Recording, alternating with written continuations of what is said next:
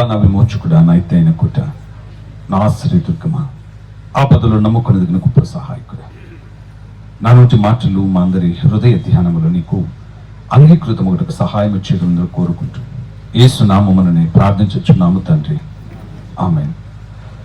మరొకసారి మొట్టమొదటిగా నేను దేవుని పొందనాలు చెల్లిస్తున్నాను. ఆయన ద్వారం తెరిచాడు, ఆయన ప్రేరేపణ ఇవ్వగా ఇక్కడ దైవ సేవకులు ఆ ప్రేరేపణను పుచ్చుకొని నాకు అవకాశాన్ని ఇచ్చారు. సో మరి సోమదాస్ సాయి గారికి, అమ్మగారికి, అదే రీతిగా సునీల్ బ్రదర్కు, అదే రీతిగా ఈ రీతిగా ప్రోత్సహించిన వారందరికీ కూడా ప్రభు నామములు శుభములు తెలియజేస్తున్నాను.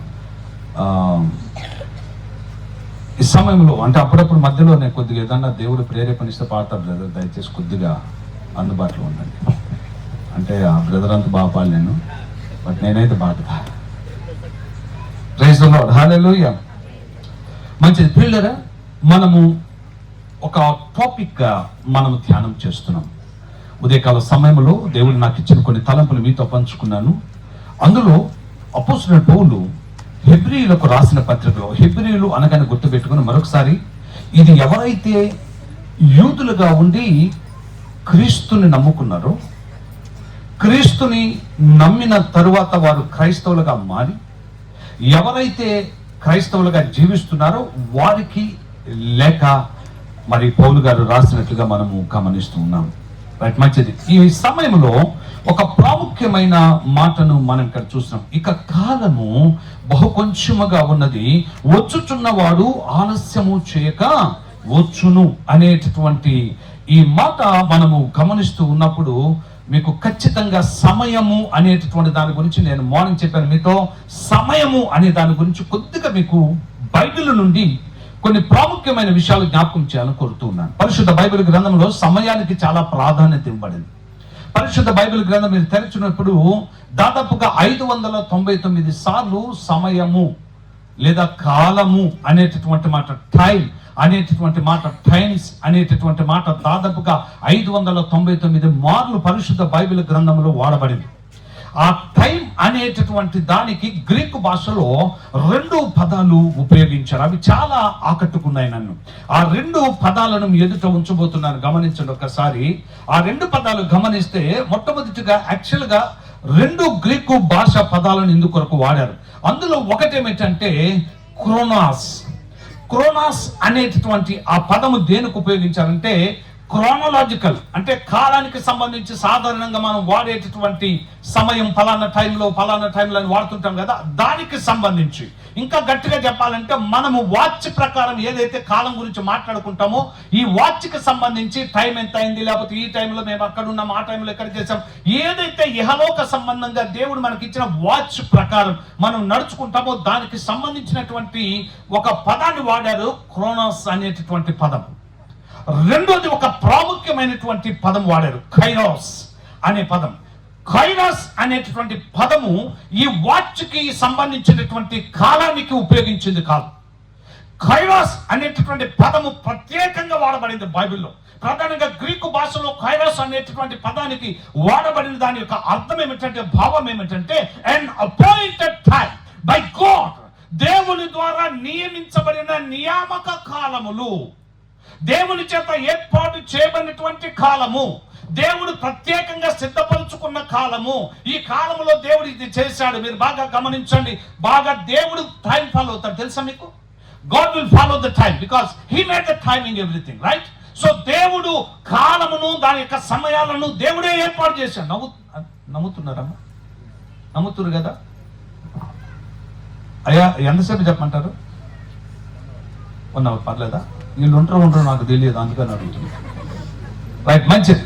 సో ఇప్పుడు కైరోస్ అనేటటువంటి దానిలో వాడబడిన దాన్ని ఒక మాట చెప్తాను. గలతీ పత్రిక 4వ అధ్యాయం 4వ వచనం ఒకసారి చదవండి. ఈ మధ్య కాలంలో క్రిస్మస్ కు సంబంధించినట్టు కొన్ని ధ్యానాలు, వాక్య ధ్యానాలు మనం చాలా చేశాం. అందులో ఈ పదం తరచుగా వాడుతూ ఉంటారు. పౌలు గారు గలతీ సంఘానికి లేఖ రాసినప్పుడు, అయితే కాలము పరిపూర్ణమైనప్పుడు దేవుడు ఈ ఏదైతే కార్యము చేయటానికి సిద్ధపడ్డాడు, తన ప్రియ కుమారుణ్ణి ఈ లోకానికి పంపించాడు. ఎప్పుడండి? కాలము పరిపూర్ణమైనప్పుడు. ఏ కాలము? అపాయింటెడ్ టైం, దేవుని చేత నియమించబడిన కాలము. దేవుడు ఈ టైంలో నేను నా ప్రియ కుమారుని ఈ లోకానికి పంపించాలి, నేను ఈ లోకానికి నరావతారిగా రావాలి, మనుజావతారిగా రావాలని దేవుడు నియమించుకున్నాడు. నియమించుకున్న దాని ప్రకారం ఆ కాలము పరిపూర్ణమైనప్పుడు, when the time has fulfilled, God has sent His son. హల్లెలూయా. దేవుని యొక్క మహాకృపలో ఈ పదాలు చదువుతున్నప్పుడు దేవుడు నియమించిన నియమము చొప్పున, సమయము చొప్పున దేవుడు ఆ కార్యాలు జరిగించాడు. ఒకనొక సందర్భంలో ఆయన సమయం ఇంకా రాలేదు కనుక అనే మాట రాయబడింది. ఇవన్నీ కూడా యేసు ప్రభు వారి యొక్క జీవితంలో కూడా బైబిల్ కాలములో, కాలము అనేటువంటి ఏదైతే కైరోస్ అని గ్రీకు భాషలో వాడబడిందో అది చాలా విలువైన పదం అండి, చాలా ప్రాముఖ్యమైన పదం. బైబిల్ ఈ పదానికి చాలా ప్రాముఖ్యతనిచ్చింది. ఇది దేవుని చేత, దేవుని కార్యముల కొరకు ఏర్పాటు చేయబడింది. అదే కాలం ఇక్కడ చెప్తా ఉన్న కాలము ఇక కొంచెముగా ఉన్నది. The time is ready and Jesus is coming very soon. హల్లెలూయా. సమయము సిద్ధమైంది. యేసయ్య రాబోతున్నాడు. ఏం చెప్పాడో దాని ప్రకారం ఆయన ఈ లోకానికి రావటానికి సిద్ధపడుతూ ఉన్నాడు. ప్రియులారా, మీరు మత్తయి సువార్త 25వ అధ్యాయానికి వెళ్ళండి ఒకసారి.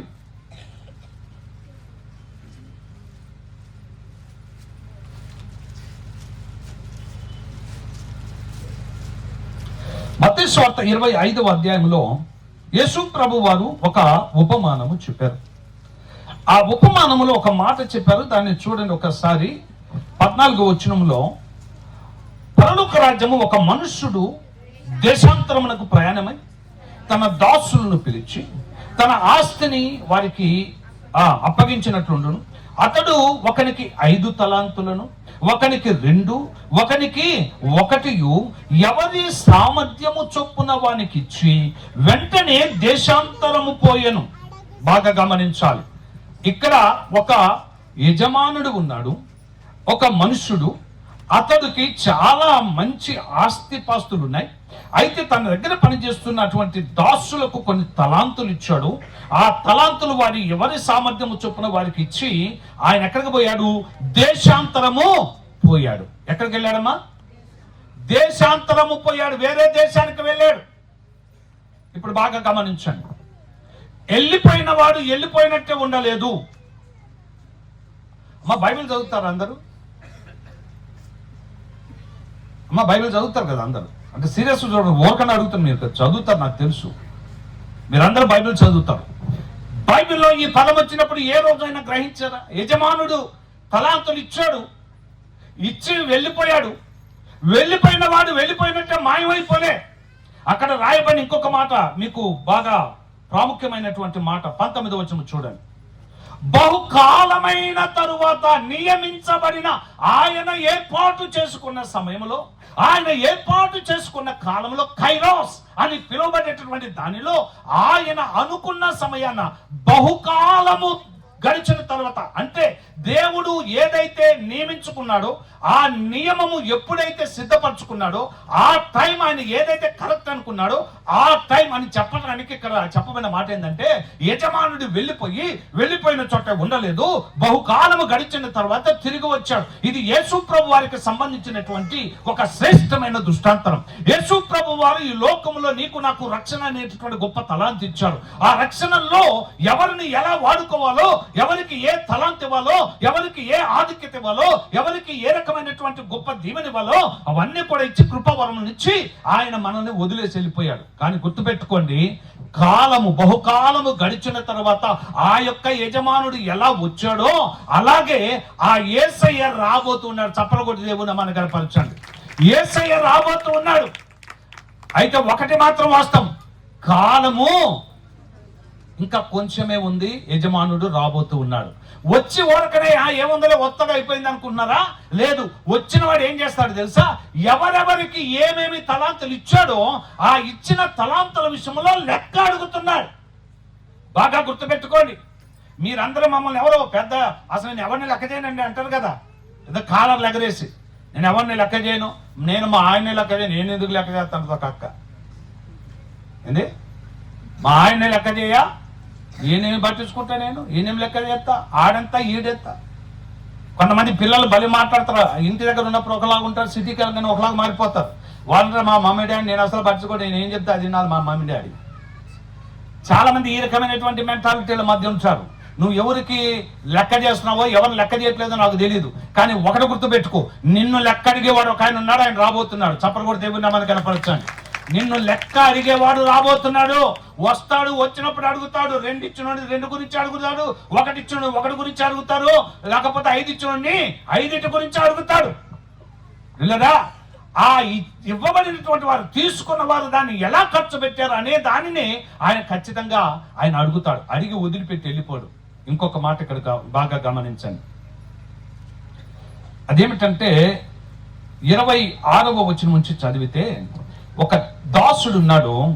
వాడికి ఆయన ఏం చేశాడు, తలాంతులు ఇచ్చి వెళ్ళిపోతే వాడు ఏం చేశాడంటే, ఏముందలే ఒకటే కదా అని చెప్పి ఒకదాంతో మనం ఏం చేస్తాం, అందులో ఆయన మంచోడు కాదు అని చెప్పేసి ఏం చేశాడంటే పాతి పిచ్చాడు అనమాట. దాన్ని జాగ్రత్తగా దాచిద్దాం, ఆయన వచ్చినప్పుడు ఇవ్వాలి, లేకపోతే ఇవ్వకపోతే మళ్ళీ ఆయన మంచోడు కాదు అనుకొని దాచిపెట్టాడు. ఆయన గురించి చెప్పబడిన మాట ఏమో చూడండి, 28వ వచనంలో. ఆ తలాంతును వాని యొద్ద నుండి తీసివేసింది. 10 తలాంతులు గలవానికి ఇయుడి, కలిగిన ప్రతివానికి ఇవ్వబడును, అతనికి సమృద్ధి కలుగును. లేని వాని యొద్ద నుండి వానికి కలిగినది తీసివేయబడును. మరియు పనికి మాలిన ఆ దాసుని వెలుపటి చీకటిలోనికి త్రోసివేయుడి, అక్కడ ఏడ్పును పండ్లు కొరుకుటయు ఉండు నన్ను. అంటే యజమానుడు వస్తాడు, రావటం మాత్రమే కాదు, ఈ లోకములో జీవించిన జీవితాన్ని బట్టి దేవుడు ఎవరికి ఎంత ఆయుష్నిచ్చాడో ఆ ఆయుష్ అనే తలాంతును బట్టి, ఆ రక్షణ జీవితంలో వారు చేసిన పనులను బట్టి ఆయన తీర్పు తీర్చుతాడు. ఆ తర్వాత ఆయన ఏం చేస్తాడో తెలుసా, నమ్మకంగా జీవించిన వారు బలా నమ్మకమైన మంచి దాసులను అభినందిస్తాడు. ఒకవేళ అటు ఇటుగా ఉండి ఎవరైనా తమ యొక్క జీవితాన్ని దేవునికి ఉపయోగకరంగా వాడకపోతే చెడ్డ దాసులు లెక్కలో వేస్తాడు. అంత మాత్రమే కాదు, ఊరికనే ఏదో ఆ మాట చెప్పేసి వెళ్ళిపోడు. ఎక్కడేస్తాడు, నరకములో వేస్తాడు. యేసయ్య వెళుతూ వెళుతూ బయటపరిచిన శ్రేష్టమైన మాట, ఇదిగో నేను వెళ్ళుచున్నాను, మరలా మీ ఎద్దుకు వస్తాను, నేను మిమ్మల్ని అనాథలుగా విడిచిపెట్టను, నేను మళ్ళీ వస్తాను. వీళ్ళరా ఒక రోజున పద్మాసు దీపంలో వీళ్ళందరూ కలిసి తీసుకెళ్ళి, ఆ పద్మసు దీపం అయితే దరిద్రం వదిలిపోతుంది యోహానికి, వీడితో చచ్చిపోతున్నాము, లాభం లేదు, వీడిని తీసుకెళ్ళి అందులో పడిన అక్కడ ఎవ్వడు రాడు, చక్కగా వాడు ఆ ఒంటరి తనతో చచ్చిపోతాడని చెప్పేసి వాడు చేస్తాడని పద్మాసు ద్వీపం అనేటటువంటి ప్రాంతానికి యోహాను తీసుకెళ్ళి అందులో పడేశాడు. అందులో పడేస్తే అందరూ ఇప్పుడు ఎవరు లేరు, అక్కడ ఎవరు లేరు, పలకరించే దిక్కు లేదు, అసలు అడిగేవాళ్ళు లేరు, తిన్నావా అని అడిగేవాళ్ళు లేడు. అసలు అక్కడ సైనికులు కూడా ఎవరో కాపలా ఉండరు, ఒకసారి పడైతే కాడు బతుకంతే, అంతా అయిపోతుంది. అక్కడ ఎవరు లేరు, పలకరించే దిక్కు లేదు, ఒంటరిగా ఉన్నాడు. వీళ్ళరా ఒంటరిగా ఉండి ఏ దిక్కు లేని వారిని కనీసం మాట్లాడలేని పరిస్థితి మధ్య ఉన్నటువంటి పరిస్థితులలో యేసు మాట్లాడటం మొదలు పెట్టారు. చప్పటి కూడా దేవుని మనం కనపరచండి. యేసు ప్రత్యక్షపరచటం మనం అక్కడ చూస్తున్నాం. యేసు ప్రత్యక్షపరుచుకున్నాడు తను తాను. ఈ లోకంలో ఎవరైతే తనకు ఎవరు లేరని అనుకుంటారో వారందరి కొరకు నేనున్నానని వచ్చిన వాడు ఇమ్మాన్యుయేల్. 2025 సంవత్సరాల క్రితం ఆయన నరావతానికి లోకానికి వచ్చాడు. ఎందుకు వచ్చాడంటే, ఎవరైతే తమ జీవితాల్లో మాకెవరు లేరు, మాకెవరు దిక్కు అని అనుకుంటున్నారో వారందరికీ తోడుగా ఉండటానికి ఆయన వచ్చాడు. మత్తయి సువార్త 1వ అధ్యాయంలో ఇమ్మాన్యుయేల్ గా కనిపించాడు. మత్తయి సువార్త ఆఖరి అధ్యాయంలో ఇదిగో యుగ యుగములకు ఎప్పటి వరకు, యుగ సమాప్తి వరకు నేను మీతో కూడా సదాకాలము ఉండబోతున్నానని చెప్పాడు. ఆయన ఉండటానికే వచ్చాడు, మనతో ఉండటానికి, జీవించటానికి వచ్చాడు. హల్లెలూయా. అక్కడ ఎవరు లేరు పద్మాసు ద్వీపములో, కానీ తను పిలుచుకున్నటువంటి దేవుడు తన బిడ్డలు విడిచిపెట్టేవాడు కాదు. చప్పలు కూడా దేవుని మనం కనపరచండి. ఆయన మిమ్మును నన్ను అనాథలుగా విడిచిపెట్టాడు. ఆ రోజు పద్మాసు ద్వీపములో ఎప్పుడైతే దేవుని యొక్క ప్రత్యక్షత చూశాడు, యోహానుతో మాట్లాడటం మొదలు పెట్టాడు యేసయ్య. అబ్బో పరవశుడైపోయాడు, ఇక ఆనందం తట్టుకోలేకపోయాడు. ప్రత్యక్షంగా యేసు యొక్క స్వరూప్యాన్ని ఆయన గమనించగానే వెంటనే పరవశుడైపోయాడు. యేసు అన్నాడు, యోహాను ఏదన్నా రాయటం మొదలు పెట్టాడు. మొత్తం చూసుకున్నారు, మరి ఎట్ట దొరికిందో ఏమో, మొత్తానికి రాయటం మొదలు పెట్టాడు. పిల్లరా రాయటం మొదలు పెట్టి అలా మొదలు పెట్టాడు లేదో మీరు చూడండి. ప్రకటన గ్రంథానికి రండి ఒకసారి. ప్రకటన గ్రంథానికి రాగానే చూడండి, ఆయన ఈ సంగతులు త్వరలో సంభవింపమై ఉన్నవి, ఆయన తన దూత ద్వారా వర్తమానం పంపి తన దాసులైన యోహానుకు వాటిని సూచించను. ఇవన్నీ చెప్పిన తర్వాత మీరు బాగా గమనించినట్లయితే అలా రాస్తూ రాస్తూ రాస్తూ రాస్తూ వెళుతూ ఉండగా సడన్ గా ఒకే ఒక్కసారి యేసయ్య ఈ మాట చెప్పమని చెప్పాడు. దూత అన్నాడు, యోహాను ఒక్కసారి ఆగు అన్నాడు. ఏంటయ్యా అన్నాడు. యేసయ్య నీతో ఒక మాట చెప్పమన్నాడు. ఏంటంటే యేసయ్య నీతో చెప్పమని నీ ద్వారా రాయించమని ఒక మాట చెప్పాడు. అదేమిటంటే, ఇదిగో నేను త్వరగా వచ్చుచున్నాను మాట పెట్టి అందులో అన్నాడు. చప్పటి దేవుని నమ్మని కనపరచాను. ఇదిగో నేను త్వరగా వచ్చుచున్నాను. యేసయ్య చెప్పాడు త్వరగా వస్తానని. ఆయన రాబోతూ ఉన్నాడు. హల్లెలూయా. మరి ఆయన ఎప్పుడు వస్తాడు? మత్తయి సువార్త 24వ అధ్యాయం చదివితే ఆయన ఎప్పుడు వస్తాడు అనేటటువంటిది చెప్పబడలేదు. ఆయన రాకడ 2 రకాలుగా ఉంటది. బాగా గుర్తుపెట్టుకోండి. ఒకటి రహస్యంగా వచ్చే రాకడ, రెండోది బహిరంగంగా వచ్చే రాకడ. రహస్యంగా ఆయన వచ్చే రాకడని ర్యాప్చర్ అని పిలిచారు. హల్లెలూయా. బాగున్నారా తల్లి? ఇక ఇప్పుడు పాడాల్సింది పాట. ఇప్పుడు పాట పాడకపోతే మాత్రం ఇక నేను ఒప్పుకోను అన్న. కొద్దిగా జర మిమ్మల్ని ఇబ్బంది పెడుతున్నా, క్షమించాలి.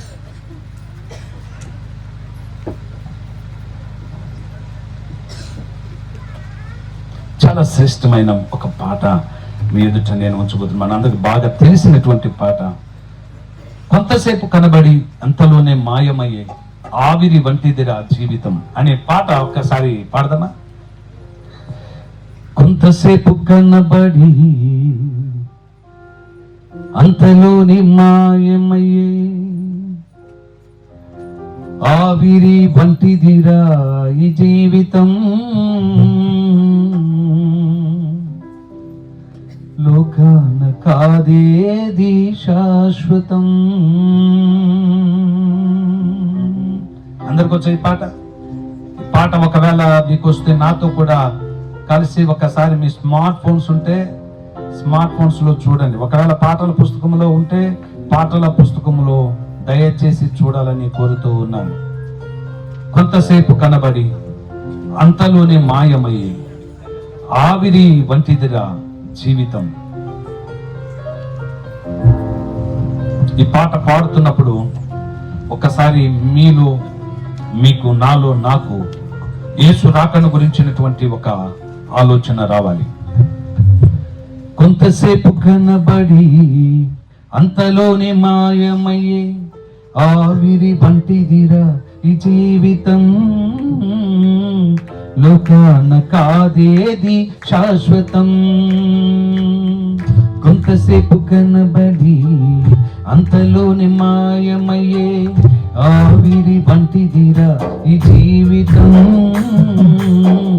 లోకాన కాదేది శాశ్వతం. యేసే నిజ దేవుడు, నిత్య జీవమిస్తాడు, మరణమైన జీవమైన నిన్ను విడువడు. యేసే నిజ దేవుడు, నిత్య జీవమిస్తాడు, మరణమైన జీవమైన నిన్ను విడువడు. కొంతసేపు కనబడి అంతలోని మాయమయ్యే ఆవిరి వంటిదిరా ఈ జీవితం, లోకాన కాదేది శాశ్వతం.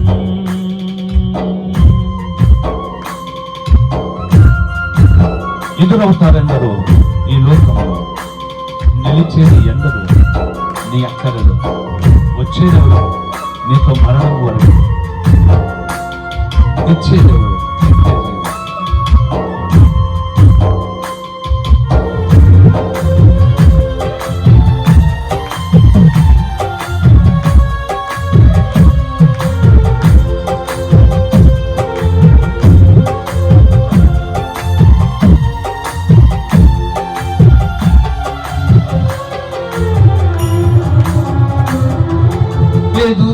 ఎదురవుతారెందరో నీ పయనంలో, నిలిచేది ఎందరో నీ అక్కరలో.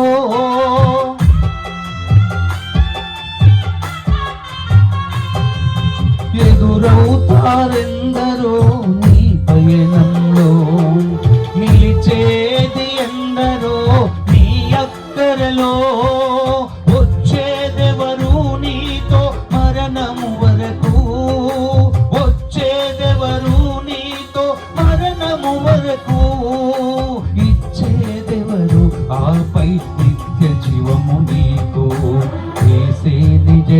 దేవుడు నిత్య జీవమిస్తాడు, మరణమైన జీవమైన నిన్ను విడువడు.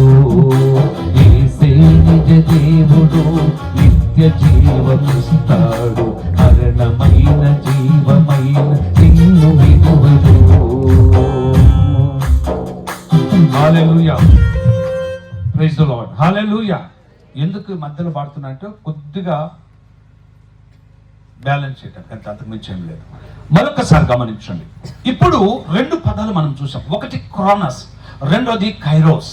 యేసు ప్రభు వారి యొక్క రాకడ గురించి ఒక టైం ఏర్పాటు చేయబడింది. మీకు తెలుసా ప్రతిదానికి ఒక సమయం ఉందని? ఈ లోకములో పెద్ద జ్ఞానిగా పేరు పొందిన సొలొమోను ఆయన యవన ప్రాయంలో ఉన్నప్పుడు పరమగీతాలు రాశాడు.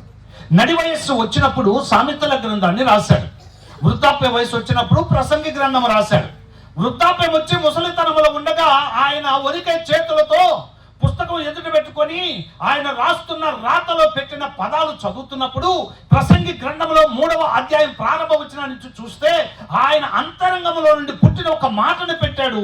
తన జీవితంలో తాను నేర్చుకున్న, చూచిన, అనుభవించిన ప్రతి అంశాన్ని ప్రసంగి గ్రంథంలో పెట్టి ఆయన అన్నాడు, ప్రతి దానికి సమయం ఉన్నది, ఆకాశము క్రింద జరుగు ప్రతి ప్రయత్నమునకు సమయం ఉన్నది. పుట్టుటకు, చచ్చుటకు, నాటుటకు, పెరికి వేయుటకు, కట్టుటకు, పడగొట్టుటకు, ఏడ్చుటకు, నవ్వుటకు, ఏమండి ప్రలాపించుటకు, నాట్యమాడుటకు, ఈ లోకంలో ప్రతిదానికి ఒక టైం ఉంది అని చెప్పాడు. అలాగే యేసయ్య పుట్టడానికి ఒక టైం ఉంది, యేసయ్య శ్రమ పొందడానికి ఒక టైం ఉంది, యేసు ప్రభు వారు అప్పగించబడటానికి టైం ఉంది, యేసు ప్రభు వారు మరణించడానికి టైం ఉంది, యేసు ప్రభు వారు లేవబడటకు టైం ఉంది, యేసు ప్రభు వారు ఆయన తిరిగి రావడానికి మనలో ఒక టైం ఉంది. ఆ టైం కొంచెమే, ఇక కాలము బహు కొంచెముగా ఉన్నది. వచ్చుచున్నవాడు ఆలస్యము చేయక వచ్చును. టైం ఈజ్ సో షార్ట్, చాలా తక్కువ. ఒకవేళ మీరు వెళ్ళి మోషే గారిని ఏమండి ఏంటి టైం గురించి మీ అభిప్రాయం ఏంటని అడిగితే ఆయన ఏం చెప్తారు తెలుసా? కీర్తన గ్రంథం 90వ సంకీర్తన ఒకసారి చదవండి. 90వ సంకీర్తనలో ఆయన ఒక మాట చెప్పాడు. ఆయన ఒక ప్రార్థన చేశారు. ఆ ప్రార్థనలో నిజంగా జీవితాన్ని గురించి ఆయన పెట్టినటువంటి ప్రతి పదాన్ని చదివితే ఎంత గొప్పగా అర్థం చేసుకునే దాని మీద ఆధారపడి ఉంటుంది. 10వ వచనంలో, మా ఆయుష్కాలము 70 సంవత్సరములు, అధిక బలమున్న ఎడల 8 సంవత్సరములకు, అయినను వాటి వైభవము ఆయాసమే, దుఃఖమే, అది త్వరగా గతించును, మేము ఎగిరిపోతాము. ఎక్కడికి వెళ్తావు? ఎగిరిపోతాం అంటే అర్థమైంది? పోతావు రే, పోతావు అంటే పోతామని అర్థం. అర్థమైందా? పోతావు రే, పోతావంటే ఇక అయిపోయింది, కథ ముగిసిపోయింది, చరిత్ర అయిపోయింది, ఫుల్ స్టాప్ పెట్టారు. ఆయన నరులారా తిరిగిరా నేను పిలిచిన వాళ్ళు నువ్వు కూడా ఉన్నావు, ఇక మొత్తం మూట ముళ్ళు సర్దుకోవాలి, మొత్తం పక్కన పెట్టు, బయలుదేరి వచ్చేసే, అంతే. నేను రాను కుదరదంటే ఆయన ఒప్పుకోడు. ఒకసారి ఆయన పిలిచాడా గంట అయిపోయి మన సంగతి. ఎప్పుడు పిలుస్తాడో తెలియదు. ఆ పిలిచే దాని గురించి మోషే అన్నాడు, అయ్యా ఒకవేళ నువ్వు పిలిస్తే ఎవరైనా ఈ లోకంలో పిలవకపోయినా 70 సంవత్సరాలు కొద్దిగా గట్టిగా నిలబడతారు. కొద్దిగా ఎవడన్నా ఆయాసంతో, దుఃఖముతో ఒకవేళ జీవించే జీవితం 10 సంవత్సరాలు 80 సంవత్సరాలు బతికితే, అంతేగాని ఏమీ లేదు, ఆ జీవితానికి కూడా అర్థం కూడా లేదు. వాడు అనుకుంటాడు నేను ఎందుకు ఇంకా ఈ అకృత్యాలు చూస్తూ బతుకుతున్నాను అనుకుంటాను. నిజమే, ఇది వాస్తవం. ఒక్కొక్కసారి పెద్ద వయసు వచ్చిన తర్వాత నేను ఎందుకు బతుకుతున్నాను నాకు అర్థం కాలేదంటాడు. ప్రియులారా, నీ జీవితం గురించి ఒక శ్రేష్టమైన మాట మోషే గ్రంథకర్త ఒక మాట అంటూ ఉన్నాడు. అయ్యా ఇదిగో మా జీవితము, అయ్యా మా ఆయుష్కాలము 70 సంవత్సరాలు. ఒక కాలము దేవుడు నియమించాడు మానవునికి. మోషేనే 120 సంవత్సరాలు బతికాడు. 120 సంవత్సరాల తర్వాత చచ్చిపోయాడు. ఆ తర్వాత కాలము క్రమక్రమంగా తగ్గుతూ వచ్చింది. పరిశుద్ధ బైబిల్ గ్రంథంలో అందరికంటే ఎక్కువ బతికిన వాళ్ళు చెప్పండి అంటున్నారు. ఒక్కొక్కరు సాగు తెస్తున్నారు. తెరిస్తే తెరిచేదని దోమల బాగుని చూసుకోండి. వాటికి ఈ గుహ ఆ గుహ, ఈ ఇల్లు ఆ ఇల్లు అన్నాడు పోవుడే, ఏడ దొరికితే ఆడ పోతుంది. తెరిసూరంటే పోవటమే.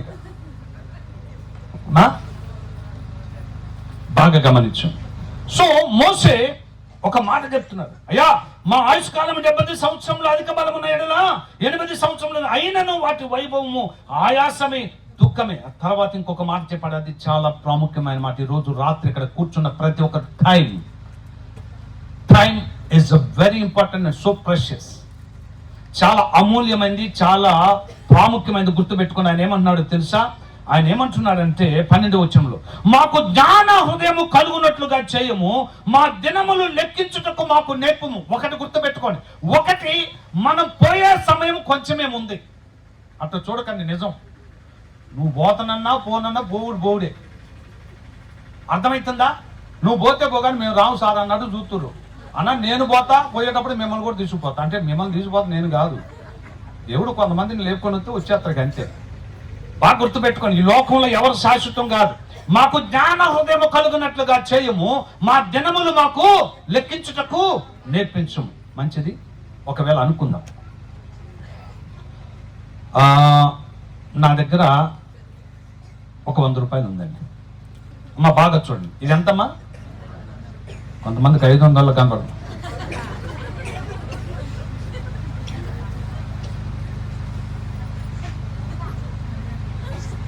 ఒకసారి ఒక పాస్టర్ గారికి కవర్ పెట్టిందట. కవర్ పెట్టి పాస్టర్ గారు ప్రార్థన చేయండి అన్నట్టు. ప్రార్థన చేయమంటే ఈయన ప్రార్థన చేశాడు. ప్రార్థన చేసి అంత అయిపోయిన తర్వాత వచ్చింది. నేను మొన్ననే అయ్యగారిని కలిశాను.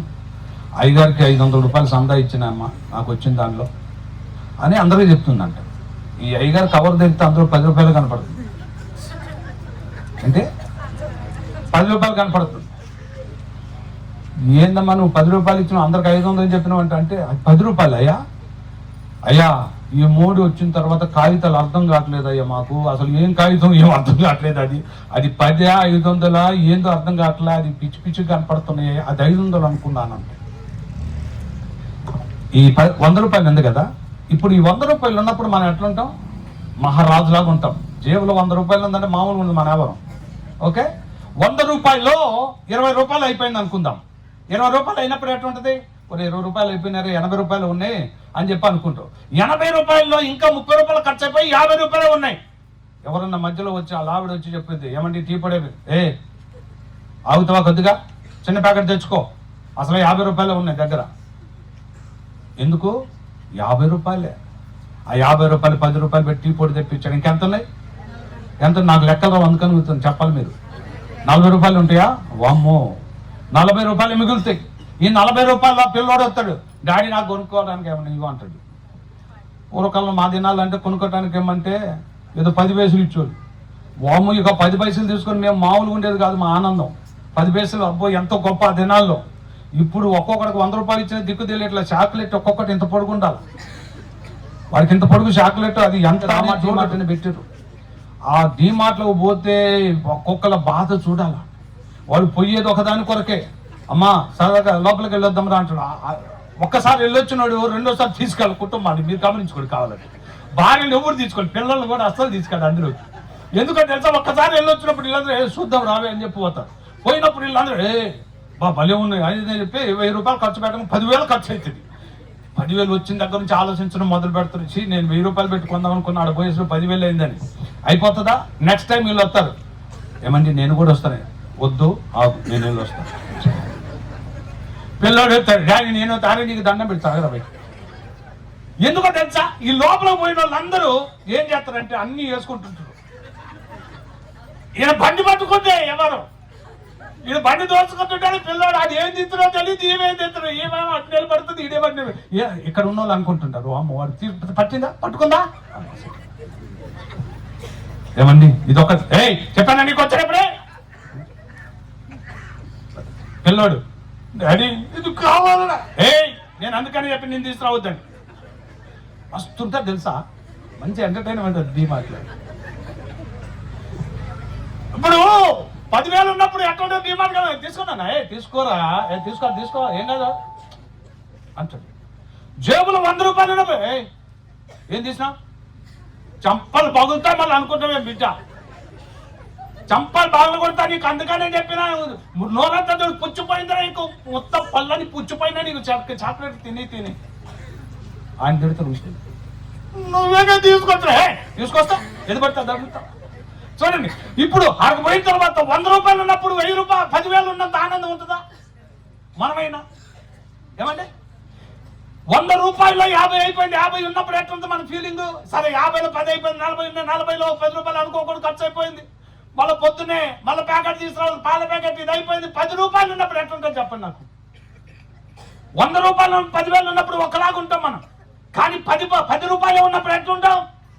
ఇప్పుడు నేను మాట చెప్తున్నా, గుర్తుపెట్టుకో. నువ్వు బతికితే 70 రూపాయలు అనుకో, ఓ లేదు నువ్వు ఎక్కువ బతకాలనుకో 80 రూపాయలు అనుకో. 80 రూపాయలు. ఇప్పుడు నీ వయసు ఎంత? ఏంటి సీరియస్ చూస్తారు? ఆడవాళ్ళ వయసు అడగకూడదు, కరెక్టే. మిమ్మల్ని అడుగుతున్నా, చెప్పండి మీ వయసు ఎంత? చెప్పరు, మీరు కూడా చెప్పరు. మీరు కూడా తెలివి మీరిపోయారు. ఇప్పుడు నా వయసు 55 సంవత్సరాలు. ఎంత? 80లో 50 తీసేయండి. నాకు లెక్కలు రావని చెప్పా ఇందాక. చేతులు కొనుక్కోవద్దు, చెప్పండి. 25 ఉంటాయి అంతేగా. ఆ 25 కూడా ఉంటామో మనమో తెలియదు మనం. ఎందుకు? మానవ జీవితాన్ని గురించి బైబిల్ ఏం చెప్తుందో తెలుసా? నీటి మీద బుడగ లాంటిది, సాగిపోయే నీడ లాంటిది. మన బతుకులు ఎప్పుడు ముగిసిపోతాయో తెలీదు.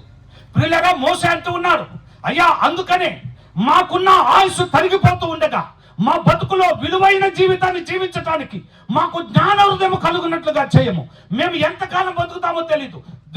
దొరికిన ప్రతిరోజు మేము లెక్కేసుకుంటూ దేవుడు ఈ రోజు మాకు కృపలో ఇచ్చాడు అని చెప్పి దాన్ని లెక్కేసుకొని జాగ్రత్తగా జీవించే కృప, ఆ జ్ఞానం మాకు దయచేయని మోసే అడుగుతున్నాడు. ఎవరు అడిగేది? మోసే ప్రార్థిస్తున్నాడు, మాకు జ్ఞాన హృదయం కలుగునట్లుగా చేయము, మా దినములు మాకు లెక్కించుటకు నేర్పము. వీళ్ళరా, గుర్తుపెట్టుకుని ఆయుష్ ఎంత నాకు తెలియదు, నీ వయసు ఎంత నాకు తెలియదు.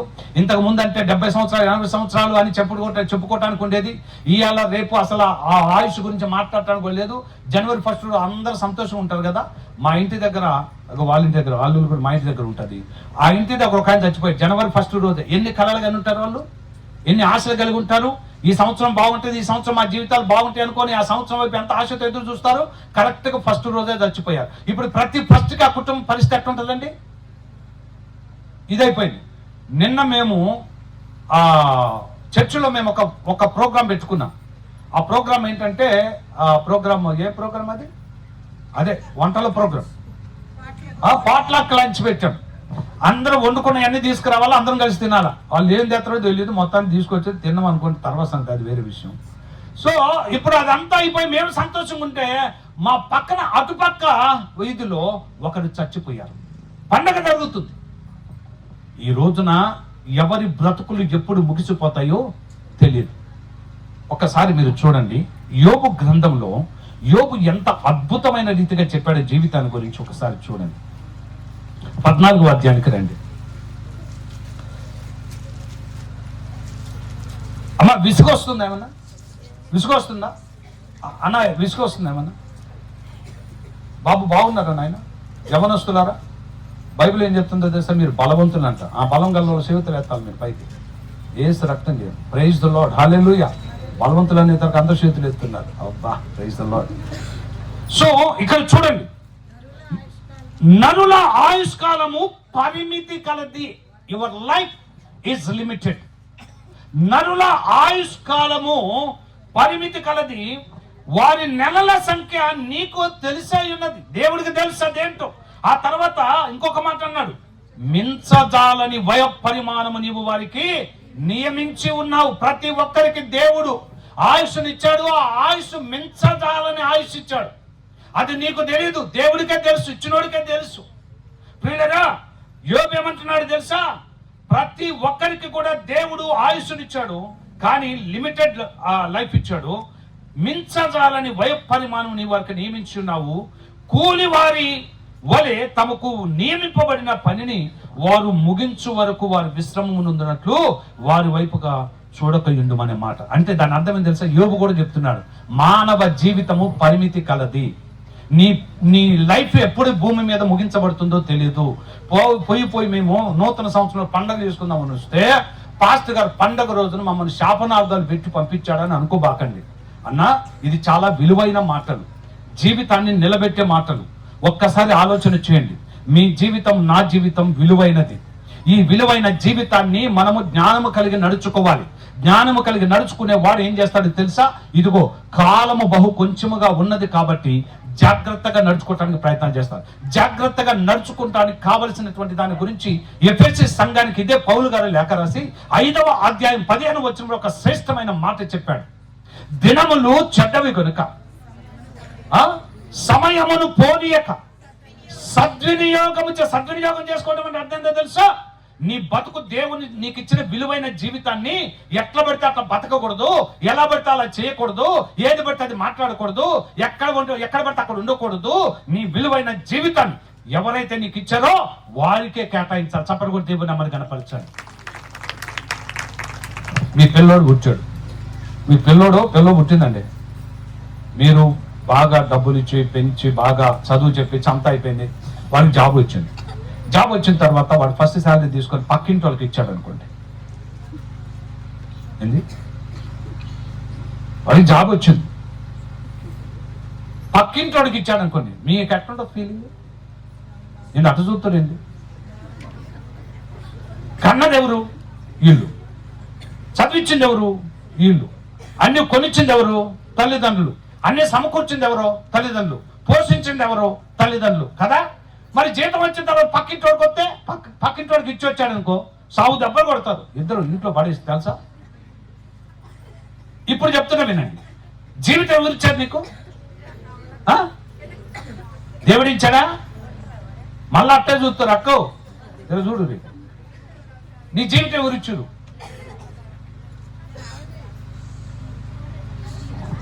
మీ జీవితం మీకు ఎవరిచ్చారు?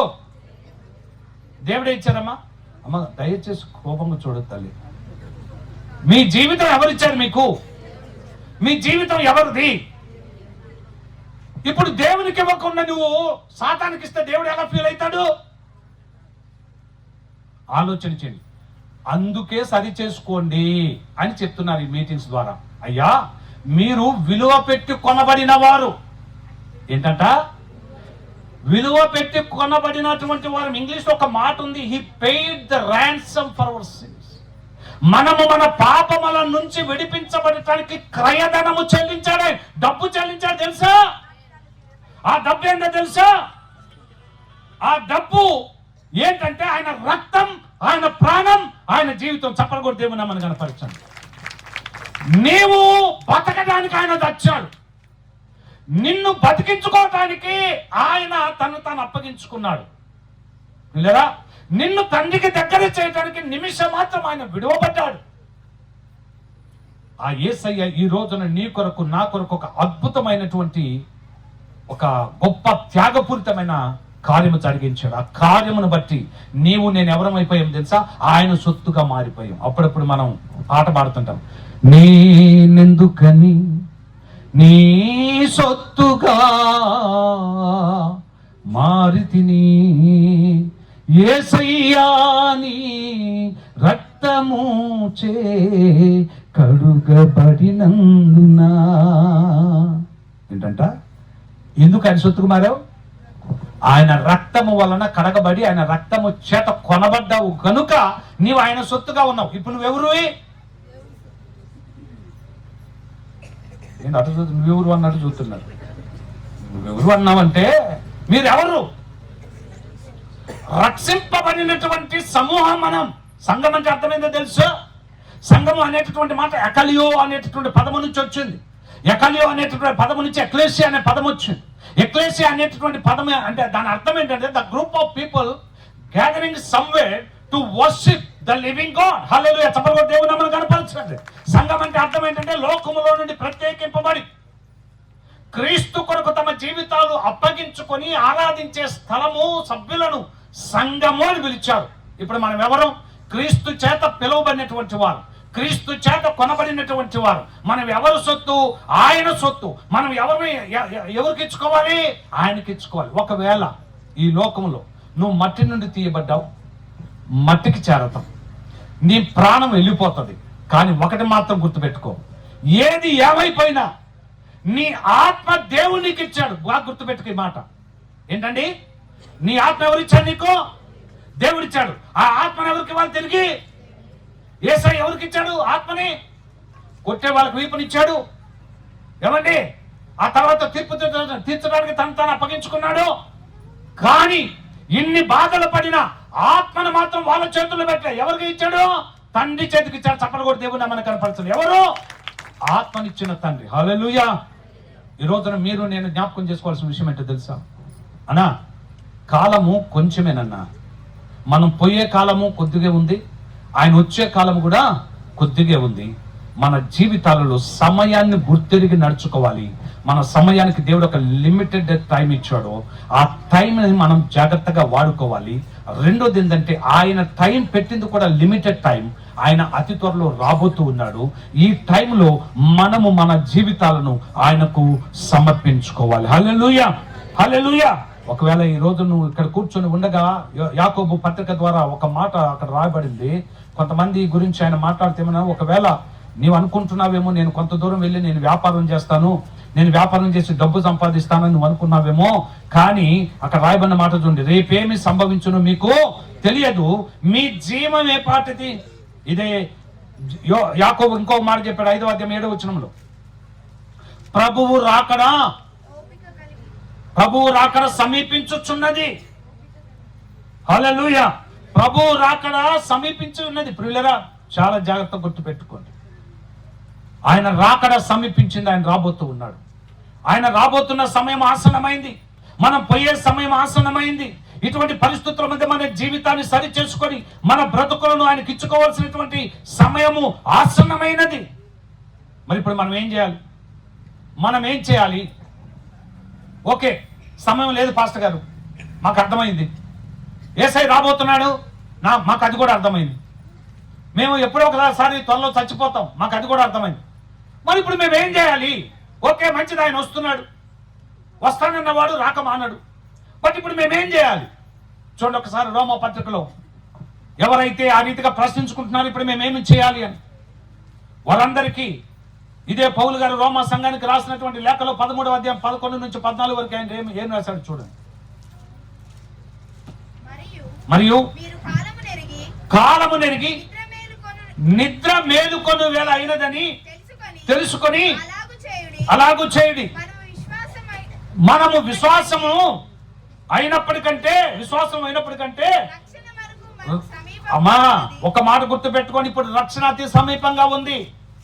ఎక్కడ పడితే అక్కడ సువార్త అందించబడుతుంది. సువార్త చాలా చాలా గొప్పగా అందించబడుతుంది. సువార్త ప్రకటించబడుతుండగా వినాల్సిన బాధ్యత మీ మీద ఉంది. విన్న తర్వాత మీరేం చేయాలో తెలుసా? సమయం తక్కువగా ఉంది, మరి మేమేం చేయాలి అని అనుకుంటే, ఇదిగో ఏం చేయాలో పౌలు గారు చెప్తున్నారు చూడండి ఒకసారి. రాత్రి చాలా గడిచి పగులు సమీపంగా ఉన్నది కనుక మనం అంధకార క్రియలను విసర్జించు తేజస్ సంబంధమైన యుద్ధోపకరణములు ధరించుకుందాము. అల్లరితో కూడిన ఆటపాటలైనను మత్తైనను లేకయు, కామ విలాసములైనను పోకిరి చేష్టలైనను లేకయు, కలహమైనను మత్సరమైనను లేకయు, పగటి యందు నడుచుకున్నట్లు మర్యాదగా నడుచుకుందాము. ఏంటంట? మర్యాదగా నడుచుకోవాలా. ఇంకొక మాట చెప్పాడు అక్కడ చూడండి, ప్రభు అయిన యేసుక్రీస్తుని ధరించుకున్న వారే శరీరేచ్ఛలను నెరవేర్చుకొనుటకు శరీరము విషయమై ఆలోచన చేసుకోవద్దు. ఇప్పుడు ఆత్మ గురించి ఆలోచించే సమయం ఇది. మేము ఏం తిన్నాం, ఏం ధరించామనే టైం కాదన్నా. అన్నా, మేము ఇక్కడికి రావటం వల్ల మాకేం ఉపయోగం అంటే, అన్న నీ ఆత్మ చాలా విలువైనదన్నా. అన్న నీ శరీరం నీకు విలువైనది కావచ్చు, నీ మనసు నీకు చాలా విలువైనది, ఇతరులకు విలువైనది కావచ్చు. బట్ నీకు ఒకవేళ నీ ఆత్మ గురించి ఆసక్తి ఉందో లేదో నాకు తెలియదు. బట్ నువ్వు నరకానికి వెళ్ళకూడదని దేవునికి మాత్రం ఆసక్తి ఉంది. అందుకే నీవు రక్షించబడాలని దేవుడు ఎదురు చూస్తున్నాడు. ఇదన్నా తెలుసుకొని, వేళ అయిందని గుర్తుపెట్టుకో, సమయం వచ్చిందని గుర్తుపెట్టుకో. ఇక చాలు. అల్లరితో కూడిన ఆటపాటలైనా, మత్తైనా, మత్సరమైనా, కుళ్ళైనా, కుతంత్రాలైనా, ఆ హృదయాంతరంగం నుంచి వచ్చే శరీర కార్యములు ఏమైనా వదిలిపెట్టాలన్నా దేవుని వైపు తిరగాలి. హల్లెలూయా. అర్థమవుతుందా? దేవుని వైపు తిరగాలి. మీరు ఒకసారి చూడండి, పేతురు రాసిన 2వ పత్రిక 3వ అధ్యాయం 8వ వచనం నుంచి,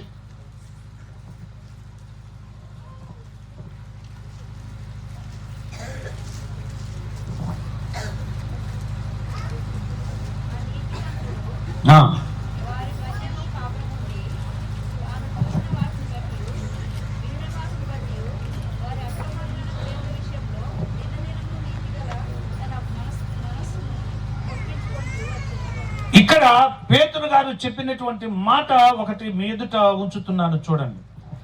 మీలో కొంతమంది ఆలస్యమని ఎంచుకున్నట్లుగా అనుకున్నట్లుగా ప్రభువు వాగ్దానము గూర్చి ఆలస్యము చేయువాడు కాడు గాని ఎవడును నశింపవలనని ఇచ్చయింపక అందరూ మారు మనస్సు పొందవలనని కోరుచు మీ ఎడల దీర్ఘశాంతము వహించుచున్నాడు. అందుకే 2026 అనే దయా కిరీటాన్ని పొందుకున్నాం. ఆమేన్. హల్లెలూయా, హల్లెలూయా. బాగున్నారా తల్లి? అమ్మ బాగున్నారా? అన్న బాగున్నారా? ఏందో అట్లే చూస్తారు, మొత్తం బాగున్నారా బాగలేదు నాకైతే తెలియదు కానీ బాగా చూస్తారు. నన్ను అయితే ఎందుకు చూస్తారో తెలియదు. ఇట్నే ఒక పాస్టర్ గారు వచ్చి ప్రసంగానికి అందుకున్నట్ట మస్తు ప్రసంగం చేస్తుండే. ఆయన కూడా ప్రసంగం చేస్తుంటే సంఘం అంతా ఒక టైపులో ఉంది. ఒక టైపులో ఉంటే కొంతమంది విని వెనక ఉంది. ఒక ముసలాం మాత్రం ఎంత చక్కగా వింటుందంటే అయ్యగారు చెప్పేదాన్ని తూచా తప్పకుండా వింటుంది, బడబడ ఏడుస్తుంది. ఆ ఒక్కతే ఏడుస్తుంది, ఆ ఒక్కతే పాస్టర్ గారికి వెళ్తుంది. మిగతా వారు ఎవరు పట్టించుకోవట్లే. ఏననుకున్నాడు, వామ్మో నేను ఇంత కష్టపడి ప్రసంగం తీసుకొని వచ్చి అందరికీ చెప్తుంటే అందరూ అటు ఇటుగా ఉన్నారు కానీ ముసలిది ఒక్కతే పాపం చక్కగా వింటుంది. నేను ఏమొకరికని ఇంకొకటి ఎక్కువసేపు చెప్పాలని ఇంకా చెప్తున్నట్టు ఆయన. ఈయన ఇంకా చెప్తున్నాడు, ఆమె ఇంకా వింటుంది, ఏడుస్తున్నది. ఒకటే ఏడుపు. ఈయన చెప్తున్నాడు, ఆమె ఏడుస్తున్నది. ఆమె ఎందుకు ఏడుస్తుందో ఈయనకు తెలియదు. ఈయన మాత్రం ఆమెను చూసే చెప్తుండే. ఎందుకంటే ఆ ఒక్క ఆమె ఒక్క ఆత్మనన్న రక్షించాలని. మీటింగ్ అయిపోయింది, చెప్పినంతసేపు చెప్పాడు, అంతా అయిపోయింది. ఎవరిని పట్టించుకోవట్లా. ముస్లాం దగ్గరికి డైరెక్ట్ పోయాడు ఆయన. డైరెక్ట్ పోయి అమ్మా మీకు చాలా వందనాలు అమ్మని చేతులు పట్టుకొని, అమ్మ మీకు చాలా వందనాలు, ఇంతవరకు చూశానమ్మా, నేను ఎంత ప్రయత్నం చేసినా ఎవడు ఒక్కడు పట్టించుకోలే, వచ్చిన సంధి చూస్తున్నా, నువ్వు ఒక్కదానివే తల్లి, ఎంత చక్కగా విన్నావమ్మా, ఆ కళ్ళమ్మకి నీళ్లు చూస్తుంటే నాకే గుండె తరుక్కుపోతుంది, నేను చెప్పే వాక్యానికి నువ్వు కరిగిపోతుంటే నాకు ఎక్కడ లేనంత ఆనందం వస్తుందని ఇక ఆమె గురించి అట్లా చెప్తా ఉంటే ఆ ముసలాం అందంటే చాలు కానీ అందంట. ఏంది ముసలిది ఇంత మాట అందనుకున్నాడు. ఉండి ఇంత మాట అందేంటి అని చెప్పేసి ఏందమ్మా అంత మాట్లాడో అంటే, అది కాదయ్యా నేను ఏడ్చింది నిజమే, నిన్ను చూసేది కూడా నిజమే, కానీ నేను ఎందుకు ఏడుతున్నానంటే అయ్యా నువ్వు మొహం అటు ఇటు తిప్పుతా ఉంటే అయ్యా 3 నెలల క్రితం నా మేక ఒకటి పోయింది, అది కూడా నీలాగనే అటు ఇటు తిప్పేది. ఆ మేకకు కూడా అయ్యా నీకున్నట్టే ఇక్కడ వరకే గడ్డం ఉంది. ఏంది? ఆ మేక కూడా నీకున్నట్టే ఇంతవరకే గడ్డం ఉంటుంది అయ్యా. నీ గడ్డాన్ని చూస్తున్నా ఏడిపోతుంది, నువ్వు మూతి ఊపుతున్నా ఏడిపోతున్నాయి, నిన్ను చూస్తుంటే ఒకటే ఏడుపు. నా మేక ఎట్లున్నదో ఏం కథ, ఎవడో దొరికిపోయిండో ఏమాయోనయ్యా, అందుకు ఏడుతున్నాయి, నేను ఇక వెళ్ళొస్తున్నాయ్యా, చల్లగా ఉండు నువ్వు అని చెప్పిపోయిందట. మీరు ఎందుకు చూస్తారో ఎందుకు చూస్తారో తెలియదు తల్లి. మొత్తానికైతే మంచిగా చూస్తురావా? నాకైతే ఇంతవరకు ఉన్నది. దేవుడు ఇచ్చిన దానికి స్తోత్రం. హల్లెలూయా. వాళ్ళకి ఫుల్గా ఉన్నది. ఒక ఆయనకి అసలు ఏం లేదు. దేవుని స్తోత్రం. ఏం లేదు, దాన్ని చేతులు. హల్లెలూయా. ఉన్న దగ్గర నుంచి ఊరికే దాన్ని కట్ చేసుకుంటుంటారు. మాకు సగం బాధే, వాళ్ళకైతే ఫుల్ బాధలు. అందరికీ ఫుల్ బాధలను ఫుల్ గడ్డం వస్తుందట. ఏసు రక్తం చేయం. Hallelujah. Praise the Lord. So బాగా గమనించండి పిల్లరా, యేసు ప్రభు వారి యొక్క శ్రేష్టమైన మాట పేతురు ద్వారా ఈ లోకానికి అందించిన మాట ఏందో తెలుసా? అందరూ అంతటా మారు మనసు పొందవలనని ఆయన దీర్ఘశాంతము వహించుచున్నాడు. మనం ఎవరూ నశించిపోవడం ఆయనకి ఇష్టం లేదు, నరకానికి వెళ్ళడం ఇష్టం లేదు. అందుకని ఆయన దీర్ఘశాంతం వహిస్తున్నాడు. అందుకనే భూమి మీద ఇంకా నన్ను ఉంచాడు. నువ్వేదో మంచోడువను, నువ్వేదో పెద్ద పరిశుద్ధుడువను, నేనేదో పెద్ద మోనార్కునను, నీకంటే నాకంటే పరిశుద్ధుడు లోకంలో ఎవరు లేడను భూమి మీద పెట్టలే. మనము దేవునికి అనుకూలంగా నడుచుకోవటానికి దేవుడు ఒక అవకాశం ఇచ్చాడు. చప్పలు కూడా దేవుడు నమ్మని కనుక ఇప్పటి వరకు ఎలా ఉన్నామో ఇప్పటి నుంచి అయినా దేవుని గురించి ఆలోచించాలి. దేవుని వైపు నడగా, దేవుని గురించి మనము ఎక్కువగా థింక్ చేయటానికి, దేవునితో ఎక్కువగా గడపటానికి దేవుడు ఒక అవకాశం ఇస్తూ ఉన్నాడు. ఈ పరిస్థితుల మధ్య మనము చాలా జాగ్రత్తగా గమనించాలి. ఒకసారి చూడండి, మనకు లూకా సువార్తికుడు అందించిన ఒక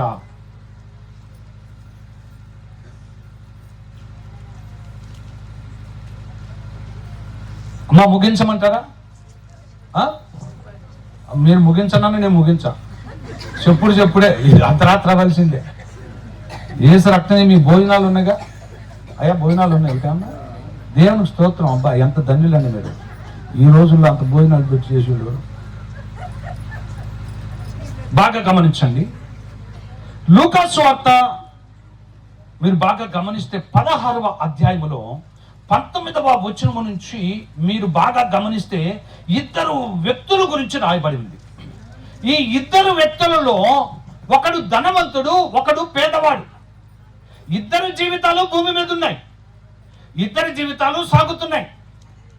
అయితే ఒకటి బాగా గమనించండి, ధనవంతుడైన వాడికి దేవుని గురించి ఆలోచన లేదు, ఎంతసేపటికి సంపాదనే. కానీ లాజర్ అనే వాడికి ఆరోగ్యం లేదు, డబ్బు లేదు, ఇల్లు లేదు, సపోర్ట్ లేదు, ఏమీ లేదు. కానీ వాడికి దేవుడు ఉన్నాడు. చెప్పండి కూడా దేవుడు నమ్మని కనపరచాడు. ఎవరున్నారు? దేవుడు ఉన్నాడు. ఇప్పుడు నేను ఇంకొక మాట చెప్తాను, గమనించండి. ధనవంతుడు చనిపోయే కాలం వచ్చింది, లాజరు చచ్చిపోయే కాలం వచ్చింది. లాజరు చచ్చిపోయినప్పుడు లాజరు చచ్చిపోయాడు, ధనవంతుడు చచ్చిపోయినప్పుడు ధనవంతుడు చచ్చాడు. ఇప్పుడు మీకు ఏమర్థమవుతుంది? ఎవరు ఎప్పుడు చావాలో అప్పుడు చస్తాం, ఖచ్చితంగా చస్తాం. చనిపోయినప్పుడు మనము ఎక్కడ ఉంటాం అనేటటువంటిది చాలా ప్రాముఖ్యం. ఈ లోకంలో చనిపోయిన వాళ్ళు రెండు గమ్యాలకు చేరుతారు. ఒకటి వెళితే నిత్య మరణానికన్నా వెళ్ళాలి, లేదా నిత్య జీవానికన్నా వెళ్ళాలి. రెండు. ఈ రెండు తప్ప ఇంకా వేరే ఏమి లేవు. ఒకటి, ఎవరైతే యేసుక్రీస్తు నామములో విశ్వాసం ఉంచి తమ పాపములు విడిచిపెట్టి యేసు ప్రభు యొక్క స్వార్థకు లోబడి యేసు ప్రభు నమ్ముకొని యేసు క్రీస్తు వలె జీవించుటకు ప్రయత్నం చేసి క్రీస్తుతో కూడిన జీవితాన్ని గడిపి మరణిస్తారు, వారికి నిత్య జీవాన్ని దేవుడు ప్రసాదిస్తాడు. ఎవరైతే ఈ లోకముల జీవితాన్నంతా వ్యర్థంగా గడిపి క్రీస్తు లేకుండా డబ్బున్నా, అధికారం ఉన్నా, లేకపోతే ఆరోగ్యం ఉన్నా, ఎన్ని సంపదలున్నా దేవుడు లేకపోతే వాడు కూడా చస్తాడు, కానీ ఖచ్చితంగా నరకానికే వెళతాడు. ఈరోజు దేవుడు ఒక చక్కని అవకాశం ఇస్తున్నాడు. 2025వ సంవత్సరం ముగించుకుని 2026వ సంవత్సరానికి రావడంలో దేవుడు నీకు నాకు కృప చూపించాడు. చాలా మందికి ఆ అవకాశం లేదు. ఇప్పుడు ఈ అవకాశం దేవుడు నీకు ఎందుకు ఇచ్చాడు తెలుసా? నువ్వు నశించిపోవడం దేవునికి ఇష్టం లేదు, నువ్వు నరకానికి వెళ్ళడము దేవునికి ఇష్టం లేదు. ఈ రోజున దేవుడు నిన్ను ఒకటే కోరుతున్నాడు, నీవు రక్షించబడాలి. ఇదే లూకా సువార్త ఇక్కడ అందించిన ఒక శ్రేష్టమైన మాట మీకు జ్ఞాపకం చేస్తాను. మీరు ఒకసారి చూడండి, 13వ అధ్యాయం 6వ వచనం నుంచి ఆయన వారితో ఈ ఉపమానము చెప్పాను. ఒక మనుషుని ద్రాక్ష తోటలో అంజూరపు చెట్టు ఒకటి నాటబడి ఉండెను. అతడు దాని పండ్లు వెనక వచ్చినప్పుడు ఏమీ దొరకలేదు గనుక అతడు, ఇదిగో 3 ఏండ్ల నుండి నేను అంజూరపు చెట్టున పండ్లు వెతకవచ్చుచున్నాను గాని ఏమీ దొరకలేదు, దీనిని నరికి వేయము, దీని వలన ఈ భూమి ఏల వ్యర్థము పోవాలనని ద్రాక్ష తోట మాలితో చెప్పాను. అయితే వాడు, అయ్యా నేను దాని చుట్టూ త్రవ్వి ఎరువు వేయ మట్టుకు ఈ సంవత్సరము కూడా ఉండనిమ్ము అని తోటమాలి బ్రతిమిలాడుతున్నాడు. ఇప్పుడు ఒక మాట చెప్పనివ్వండి, పాలస్తీనాలో అంజూరపు చెట్టు అనేది మనకి ఇండియాలో వేప చెట్టు ఉంది కదా అమ్మ, వేప చెట్టు ఉంటుంది కదా. ఏంటి అట్ట చూస్తారు? మళ్ళీ వేప చెట్టు చూసారు కదా. వేప చెట్టు తెలుసమ్మా? ఈడున్నాడా? ఆడున్నది, చూసుకో. మనకి వేప చెట్లు ఎక్కడ పడితే అక్కడ ఎలా ఉంటాయో, ఈవెన్ రోడ్లు పక్కన కూడా ఉంటాయి. అలాగా అంజూరపు చెట్టు ఎక్కువగా బయట ఉంటాయి. అంజూరపు చెట్టు రోడ్లు పక్కన, అంజూరపు చెట్లు ఎక్కడ పడితే అక్కడ ఎదుగుతాయి. అందుకని మీరు గమనించారా, యేసు ప్రభు వారు ఒక రోజున ఆయన యెరూషలేము నుండి వస్తూ త్రోవ ప్రక్క ఉన్న అంజూరపు చెట్టు చూశాడు. అంజూరపు చెట్టు ఎక్కువగా త్రోవ ప్రక్క ఉంటాయి, రోడ్డు పక్క ఉంటాయి. మనం రోడ్లో ప్రయాణం చేసి వెళ్ళేటప్పుడు కొన్ని చెట్లను చూస్తాం. చెట్లు కొన్ని పెరుగుతుంటాయి, కొన్ని వేప చెట్లు ఉంటాయి, అందులో రావి చెట్లు ఉంటాయి, మర్రి చెట్లు ఉంటాయి. మనకి ఎక్కువ ఇవే పెరిగాయి. కానీ పాలస్తీనా ప్రాంతంలో ఆ అంజూరపు చెట్టు అనేటటువంటిది, ఒలివ చెట్టు అనేటటువంటిది, ద్రాక్ష చెట్లు అనేటటువంటివి, ఇవి చాలా ప్రాముఖ్యమైనవి, చాలా ఎక్కువగా ఎదుగుతాయి. అయితే ఇప్పుడు ఇక్కడ రాయబడినటువంటి ఉపమానములో అంజూరపు చెట్టు ఎక్కడుంది? ఎక్కడుందండి? ద్రాక్ష తోటలో అంజూరపు చెట్టు ఉంది. ఎవరు నాటారు దీన్ని? ఎవరు నాటారండి? యజమానుడు నాటాడిది. దానికి అర్హత లేదు. వాస్తవంగా తోటలో ఉండే అర్హత లేదు. తోటలో ఉంటే ద్రాక్ష చెట్లో ఉండాలి. ఏమండి? ఒలివ తోటలో ఒలివ చెట్లో ఉండాలి. కానీ ద్రాక్ష తోటలో అంజూరపు చెట్టు నాటాడిన ఏదో మంచి కోరి దయతో. అంజూరపు చెట్టుకు అర్హత లేదు ఈ దొడ్డులో పెరగటానికి. ఎక్కడ ఉన్న అంజూరపు చెట్టును తీసుకొచ్చి ఈ యొక్క తోటలో వేశాడైనా. అయితే సంవత్సరాలు గడుస్తున్నాయి కానీ ఈ ద్రాక్షావనాలు పెరుగుతున్నాయి, వాటిని కోస్తున్నారు. కానీ అంజూరపు చెట్టు 3 సంవత్సరాలు అవుతుంది, ఒక్క కాయ ఇవ్వలేదు. సంవత్సరానికి 2 మార్లు అంజూరపు కాయలు కాస్తాయి. సంవత్సరానికి అయిపోయింది వ్యవహారం.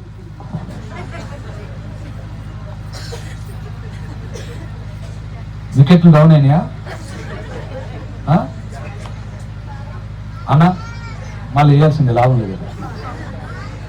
నీ సన్నిధానంలో సంపూర్ణ సంతోషం, నిన్ను ఆరాధించుకునే విలువైన అవకాశం. అందరం లేచి నిలబడదామా?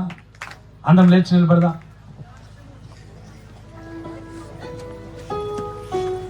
అందరం కలిసి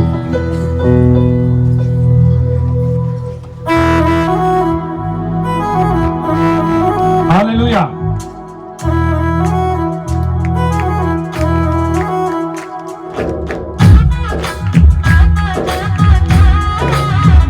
హల్లెలూయా.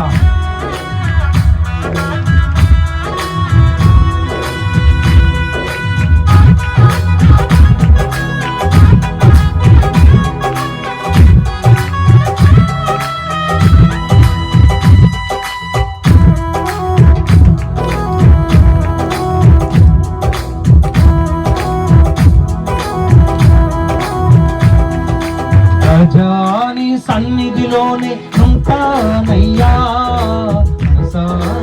ఆరాధిస్తూ బ్రతికేస్తానయ్యా. రాజాని సన్నిధిలోనే ఉంటానయ్యా, మనసారా ఆరాధిస్తూ బ్రతికేస్తానయ్యా. నేనుండాలేనయ్యా, నే బ్రతుకాలేనయ్యా, నేనుండాలేనయ్యా, నే బ్రతుకాలేనయ్యా. నీవే లేకుండా నేనుండాలేనయ్యా, నీ తోడే లేకుండా నే బ్రతుకాలేనయ్యా. నీవే లేకుండా నేనుండాలేనయ్యా, నీ తోడే లేకుండా నే బ్రతుకాలేనయ్యా. రాజాని సన్నిధిలోనే ఉంటానయ్యా, మనసారా ఆరాధిస్తూ బ్రతికేస్తానయ్యా. రాజాని సన్నిధిలోనే ఉంటానయ్యా, మనసారా ఆరాధిస్తూ బ్రతికేస్తానయ్యా. నీ సన్నిధానంలో సంపూర్ణ సంతోషం, ఆరాధించుకునే విలువైన అవకాశం. నీ సన్నిధానములో సంపూర్ణ సంతోషం, ఆరాధించుకునే విలువైన అవకాశం. కోల్పోయినవన్నీ నాకు ఇచ్చుటకును, బాధల నుండి బ్రతికించుటకును. కోల్పోయినవన్నీ నాకు ఇచ్చుటకును, బాధల నుండి బ్రతికించుటకును. నీవే రాకపోతే నేనేమైపోదును, నీవే రాకపోతే నేనేమైపోదును. నేనుండాలేనయ్యా, నే బ్రతుకాలేనయ్యా, నేనుండాలేనయ్యా, నే బ్రతుకాలేనయ్యా. నీవే లేకుండా నేనుండాలేనయ్యా, నీ తోడే లేకుండా నే బ్రతుకాలేనయ్యా. బోలు, నీవే లేకుండా నేనుండాలేనయ్యా, నీ తోడే లేకుండా నే బ్రతుకాలేనయ్యా. చేసుకోవచ్చు. హల్లెలూయా. ముగిస్తా, కొద్దిసేపట్లో ముగిస్తా, ఏం పర్వాలేదు, కొద్ది గోపిక పట్టు. మంచిది. ఇప్పుడు వచ్చుచున్న వారంతా ఆలస్యము చేయకపోవచ్చు. ఒకవేళ వస్తున్నానంటే పర్వాలేదు. అసలు ప్రకటన గ్రంథంలో అయితే ఆలస్యము చేయకపోవచ్చు ఇక్కడ ఉంది కదా. ప్రకటన గ్రంథంలో ఏమన్నాడు చూడండి ఒకసారి. మీరు ఆఖరి అధ్యాయానికి రండి. ఆఖరి అధ్యాయములో యేసు ప్రభు వారు ప్రత్యక్షపరుచుకొని యోహానుతో చెప్పినటువంటి మాట ఏమిటో తెలుసా? 10వ వచనం నుంచి చదవండి. ఆఖరి అధ్యాయం 22వ అధ్యాయం. మరియు అతడు నాతో ఇలాగూ చెప్పెను, ఈ గ్రంథమందున్న ప్రవచన వాక్యములకు ముద్ర వేయవలదు, కాలము సమీపమై ఉన్నది. ఏంటంట? ఒక్కసారి ఆగమ్మా. ఏంటంట? వచ్చుచున్నవాడు ఆలస్యం చేయకవచ్చును. ఆయన వస్తున్నాడు. కాలము కొంచెమేముంది. ఇక్కడ యోహాను ఈ ప్రకటన గ్రంథం రాసేసరికి యేసు ప్రభు వారు చెప్పినటువంటి మాట ఏమిటో తెలుసా? దూత ద్వారా కాలము సమీపమై ఉన్నది. అన్యాయం చేయవాడు. కొంతమంది ఏమనుకుంటారు తెలుసా? మనం చేసేది దేవుడికి తెలియట్లేదని అనుకుంటారు. దేవుడు అన్నాడు, లెట్ హిమ్ డు మ్యాన్. అది చేయని ఏం చేస్తాడు? అరే రాత్రి నేను పోయి వాడి చెట్టులో ఒక కాయ కొనుక్కొచ్చాడు అంటే అవునారా ఈ రాత్రి యుద్ధం పోదామా అంటాడు. ఎట్ట బతుకోని అట్ట బతకని బతుకులన్నీ బయటపడే రోజు ఒకటి ఉంది. అదే యేసయ్య వచ్చే రోజు. ఆ రోజు బాగా గుర్తు పెట్టుకోండి. ఇంకొకసారి చెప్తున్నా, ర్యాప్చర్ అంటే ఆగమనం రహస్యంగా. అప్పుడు జరిగేది ఏంటో తెలుసా? యేసయ్య ఎప్పుడు వస్తాడో తెలియదు. ఆయనలో ఎవరైతే నమ్మకంగా జీవించారో, నమ్మకంగా జీవించిన వారిని అందరినీ రహస్యంగా ఆయన అందరిని పిలుచుకొని ఆఖరికి సమాధులు కూడా తెరవబడతాయి. ఆయన ఇష్టపడిన వారందరూ లేస్తారు. రహస్యంగా అందరిని తీసుకొని వెళ్ళిపోతారు. ఎవరికి తెలియదు అసలు. ఎందుకో తెలుసా? ఈ విషయము ఎప్పుడు వస్తుందో ఎలా వస్తుందో తెలియని పరిస్థితి. అందుకని తెస్సలోనిక సంఘానికి రాసినప్పుడు పౌలు కూడా ఒక మాట పెట్టాడు, ఆయన దొంగవలే వస్తాడని. పేతురు ద్వారా కూడా అదే చెప్పాడు, ఆయన దొంగవలే వస్తాడు. ఎప్పుడు వస్తాడు మనకి తెలియదు ఆయన, తెలియదా? కానీ ఆయన చెప్తున్న మాట ఏంటో తెలుసా? ఇదిగో నేను త్వరగా వచ్చుచున్నాను. బాగా గుర్తు పెట్టుకోండి. ఒకటి ర్యాప్చర్, ఇంకా రాలే, వస్తుంది. ర్యాప్చర్ అంటే సంఘం ఎత్తబడుతుంది. ఎవరైతే ఆయన నామములో విశ్వాసం నుంచి జీవిస్తారో వారందరూ ఎత్తబడతారు. ఎత్తబడిన తర్వాత విడవబడిన గుంపు ఉంటుంది చూసారా? విడవబడిన గుంపు మీదకి మహాశ్రమలు వస్తాయి. ఏమొస్తాయి? ఏంటి అట చూస్తున్నావా అమ్మ? మహాశ్రమలు అంటే తెలుసా? ఇప్పుడు మహాశ్రమలు అంటే ఊకేదో నువ్వు పొందుకునే శ్రమలు కాదు, భయంకరమైన శ్రమలు అనుభవిస్తావు. ఆ శ్రమలో ఇంతకు మునుపు ఎన్నడూ రాలే. ఆ శ్రమల కాలం అయిపోయిన తర్వాత యేసయ్య బహిరంగంగా వస్తాడు, మేఘారుడే వస్తాడు, అంతా సిద్ధపరచబడుతుంది. ఒలివల కొండ మీద ఆయన దిగి వస్తాడు, 1000 ఏళ్ల పరిపాలన చేస్తాడు. ఇది ఆ పరిశుద్ధ బైబిల్ గ్రంథంలో చెప్పబడినటువంటి టైం టేబుల్. ఇప్పుడు సంఘము ఎత్తబడే సమయం. ఎప్పుడు ఎత్తబడుతుందో తెలియదు. ఎత్తబడే గుంపులో ఎవరు ఉంటారో తెలియదు. మనం ఉంటామో ఉన్నామో తెలియదు. మీ ఆయన పోతాడు, ఆడబోయిండా నువ్వు అనుకుంటావు, ఆయన ఆడబోయి ఉంటాడు. మీ ఆవిడ పోతుంది, నువ్వు అనుకుంటా పోతే పోయింది అనుకుంటావు, కానీ ఆడి ఉంటుంది. నేను మొన్న మధ్య ఒక వాక్యం చెప్పాను. ఒక వాక్యం చెప్తున్నా, ఒక ముసలాయన అడుగుతుండు. ముసలాయన అయితే నీవు నీ బిడ్డలు నీ భార్య కూడా పరలోకంలో కనపడాలని చెప్తున్నా, చాలా సీరియస్ చెప్తున్నా. ఒక ఆయన పెద్ద ఆయన ఉన్నాడు, మా పేరు చెప్పను నేను, పొరపాటు నేను చూశాను, మా అయ్యగారు అక్కడ వెళ్ళాడు వాక్యం చెప్పాడని. ఆయన అంటే తెచ్చి పరలోకంలో కూడా మావిడేనండి అంటున్నాడు. ఇంకెవరు ఉంటారా నాయన? బాగా గుర్తుపెట్టుకో. ఈ రోజున గుర్తుపెట్టుకోవాల్సిన విషయం ఏంటంటే, ఎత్తబడే గుంపులో ఎవరుంటారో వారే కొనిపోబడతారు. సమాధులు తెరవబడతాయి. అనేక మంది ఏ ప్రభువును మధ్యాకాశంలో కలుసుకుంటారు. వారందరినీ ఆయన తీసుకొని వెళ్తారు. ఆ తర్వాత శ్రమలు ప్రారంభం అవుతాయి. ఆ శ్రమలు సహింపలేనంత గొప్పగా ఉంటాయి. ఒక్క మిడత గుడితే 6 నెలలు బాధపడతావు. అట్లా చూడబాక, నిజమే చెప్తున్నా. ఒక్క మిడత గుడితే 6 నెలలు కుట్టినట్టు, తేలు కుట్టినట్టు ఉంటుందట. వీళ్ళరా బాగా గుర్తుపెట్టుకోండి. ఆ శ్రమలు మనం తట్టుకోలేం. యేసయ్యను నమ్ముదాం, రక్షణానుభవాన్ని పొందుకుందాం, పాప జీవితాన్ని విడిచిపెడదాం, పశ్చాత్తాపపడదాం, ప్రభువుకు మన జీవితాలు అప్పగించుకుందాం. ఆ ఎత్తబడే గుంపులో ఉండటానికైనా సిద్ధపడదాం. ఆయన రాకడలో, ఆయన రాజ్యములో మనము కూడా చేరి సంతోషించే కృపని మన దేవుని ప్రార్థిస్తాం. చెప్పలో దేవుని మనకి కనపరచు. ఆ తర్వాత మీరు బాగా గమనిస్తే ప్రియులరా, యేసు ప్రభువు చెప్పినటువంటి ఆయన ఉపమానాలు మీరు బాగా గమనిస్తే దాదాపుగా 45 పైన ఉపమానాలు చెప్పాడు. ఆ ఉపమానాల్లో ఒక ఉపమానం మనం చూస్తాం. మత్తయి సువార్త 25వ అధ్యాయంలో రాయబడినటువంటి ఉపమానాలు ఒక ఉపమానం ఉంది. అది మనందరికి బాగా తెలుసు. 10 మంది కన్యకల ఉపమానం అని చెప్పుకుంటాం మనం. ఈ 10 మంది కన్యకలలో 2 గుంపులు ఉన్నాయి. ఒక గుంపు బుద్ధిగల గుంపు, బుద్ధిగల స్త్రీలు. రెండవ గుంపు బుద్ధి లేని వారు. 2 గుంపులు వచ్చాయి. 2 గుంపులు మంచి ఉద్దేశంతో వచ్చారు. 2 గుంపులు కూడా పెళ్లి కుమారుని ఎదుర్కోవటానికి వచ్చారు. 2 గుంపులు కూడా దివిటీలు పట్టుకుని వచ్చారు. 2 గుంపుల వాళ్ళు కూడా నూనెతోనే వచ్చారు. అయితే జరిగిన విషయం ఏంటంటే, వారు అనుకోని సమయంలో, వారు అనుకోని వచ్చారు. అనుకోని సమయంలో ఆ పెళ్లి కుమారుడు వచ్చాడు. మధ్యాకాశకు వచ్చిన తర్వాత పిలుపు వచ్చి వినిపించబడిన తర్వాత వెళ్ళిపోవటానికి కొద్దిగా ఆయిల్ అవసరం.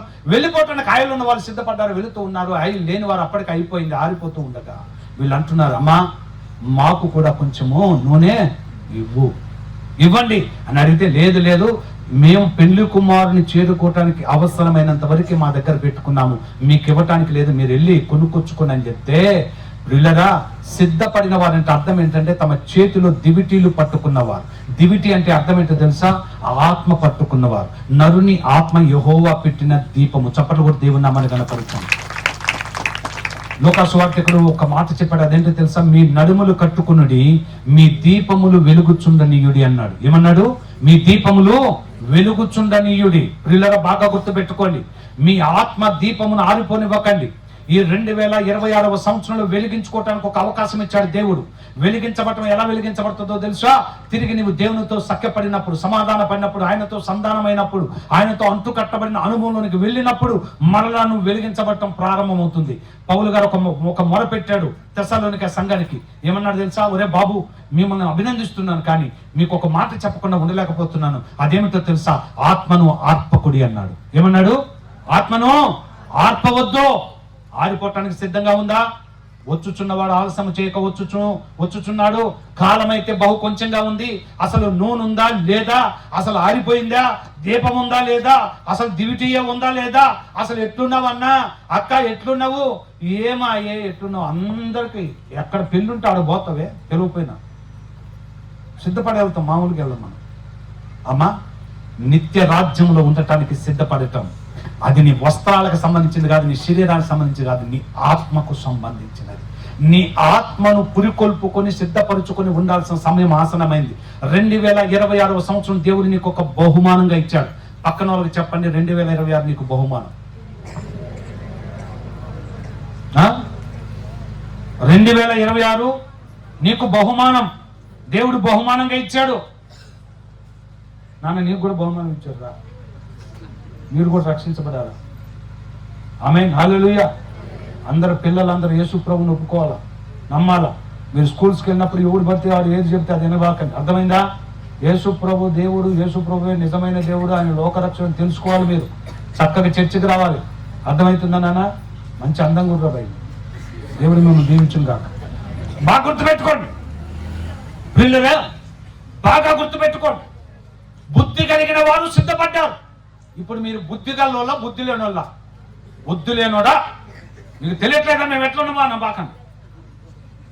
మీరు బుద్ధి గల్లోళ్ళ, బుద్ధి లేనోళ్ళ? మాకు కేజీలు ఉందండి ఇంట్లో అంటారా? అమ్మా, బుద్ధి కలిగిన వాడు క్రీస్తు ఎప్పుడు వస్తాడో తెలుసుకుంటాడు, ఎప్పుడు వస్తున్నాడో తెలుసుకొని సిద్ధపడతాడు. దేవుడు నీకు 2026వ సంవత్సరం నీవు బాగు చేసుకొని ఎదురు చూడటానికి దేవునికి ఒక అవకాశం ఇస్తున్నాడు. నువ్వు నేను ఎందుకు బతుకున్నావు తెలుసా? ఆయన తండ్రి కుడి పార్శ్వన కూర్చొని ఈ సంవత్సరం కూడా ఉండనిమ్మంటే మన వల్ల ఏం ఉపయోగం లేకపోయినా ఆ ద్రాక్ష తోటలో ఆ యొక్క అంజూరపు చెట్టు నాటితే ఆ అంజూరపు చెట్టుకు ఉపయోగం లేదు, అవి ఫలాలు లేవు, ఏమి లేవు. ఆ తోట ఆయనకు ఉపయోగం లేదు, తోటమాలకు ఉపయోగం లేదు, యజమానికి ఉపయోగం లేదు, ఆ తోటకు ఉపయోగం లేదు. ఒక్కటే మాట అన్నాడు, ఎందుకు ఈ చెట్టు భూమికి భారం, తీసేసాయి అని అన్నాడు.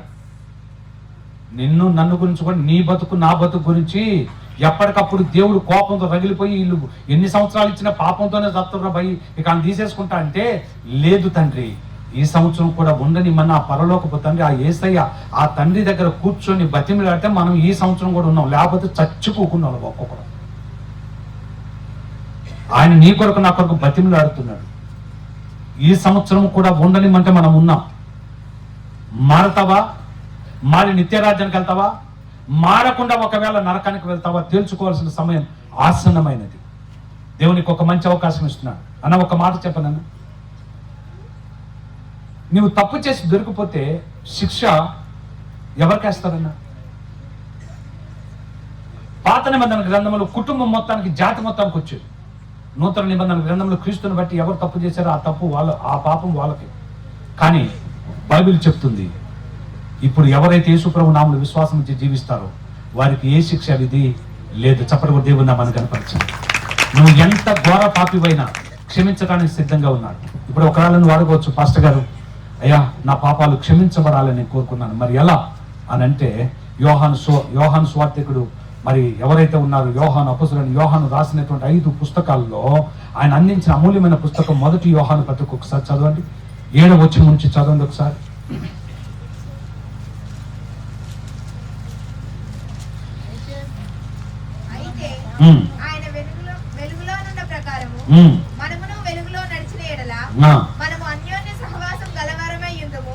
అప్పుడు ఆయన కుమారుడైన యేసు రక్తము ప్రతి పాపం నుండి మనలను పవిత్రులుగా చేయును.